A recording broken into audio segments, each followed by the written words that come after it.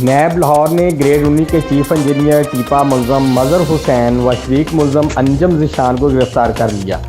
ملزم پر 70 کروڑ سے زائد مالیت کے اثاثہ جات و بینک اکاؤنٹ بنانے کا الزام ہے۔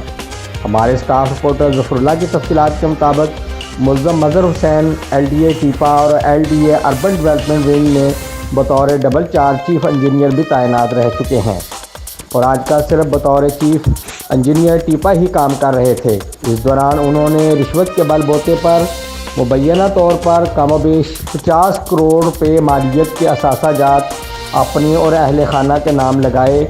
مرکزی ملزم مظہر حسین نے اپنے 20,000 ماہانہ کے ملازم بھانجے کے نام 20 کروڑ روپے بھی منتقل کیے۔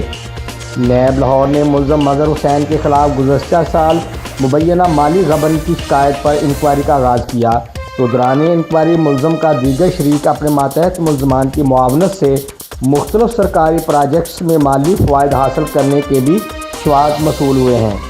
ملزم نے ایمنسٹی اسکیم کے نام پر کروڑوں روپے کا اپنے اور اہل خانہ کے اثاثہ جات میں اضافہ کیا۔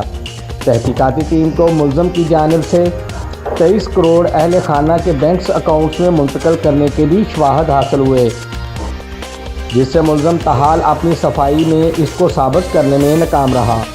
ملزم کے نام LDA ایونیو میں کنال کے 3 پلاٹ موجود ہونے کا بھی انکشاف ہوا ہے۔ دیگر اثاثہ جات میں 10 مرلے کے 2 پلاٹ بھی LDA ایونیو سوسائٹی میں پائے گئے۔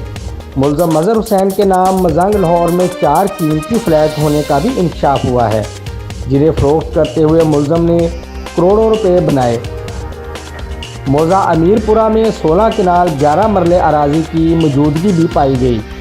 بعد ازاں ملزم کے ذاتی اکاؤنٹ میں 8 کروڑ روپے بھی منتقل ہوئے ہیں۔ ملزم کو جسمانی ریمانڈ کے لیے کل احتساب عدالت لاہور کے روبرو پیش کیا جائے گا۔